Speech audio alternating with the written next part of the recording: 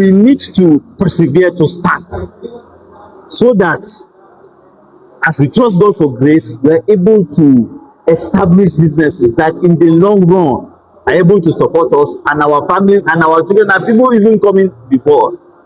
Are we together? Making the most of every opportunity. That is what we are saying. If the opportunity is there, nothing is too small. You can start however small, and it has opportunity to grow. And I want to end with this by this analogy. Businesses, nothing is automatic. Businesses have formative stages. It has different phases of life cycle of a business normally. Mostly, more than 80% of businesses that start, they die within the range of, in Nigeria, at least I've read a study on that. Within the first 5 years, most of them go under. And why is this so? Because you face the greatest challenges in those formative years.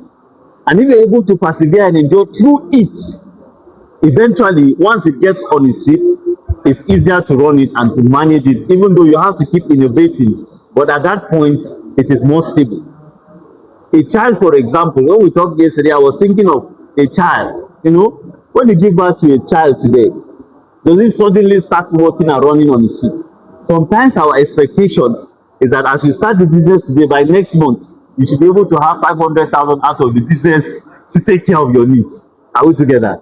We do not understand that it takes phases and stages for the business to go to where it can support you.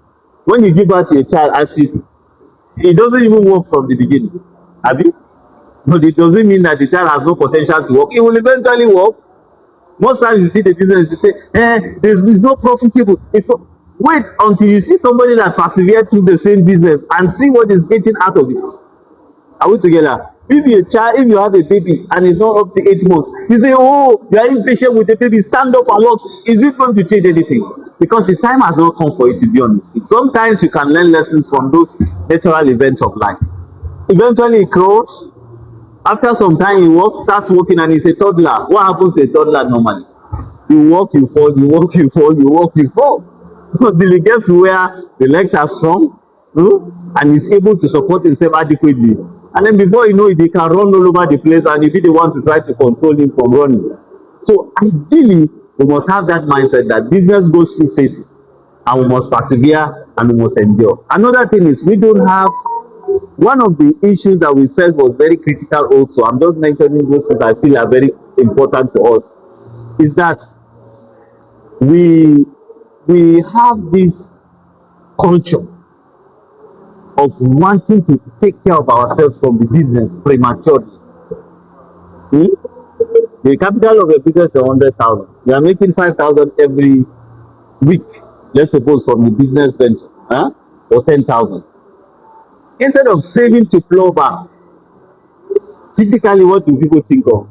Your shirt is old, your shoe is old, now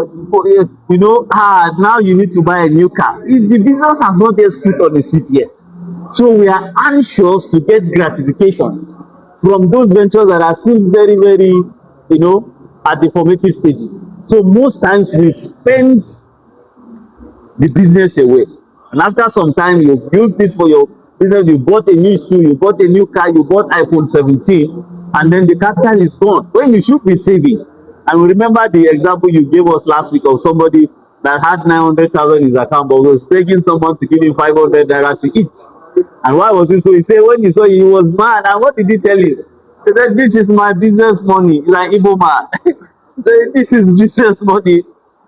It's business money. It's personal money. Are we together? You can't mix business with pleasure like that. Are we so mostly that culture can really, really draw us back.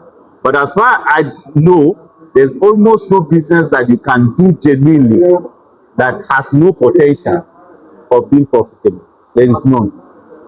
There's no, as far as you are delivering service or goods somewhere or adding value to something, definitely it's profitable in one way or the other. If you can restructure it and make it profitable, the Lord will help us as we move forward.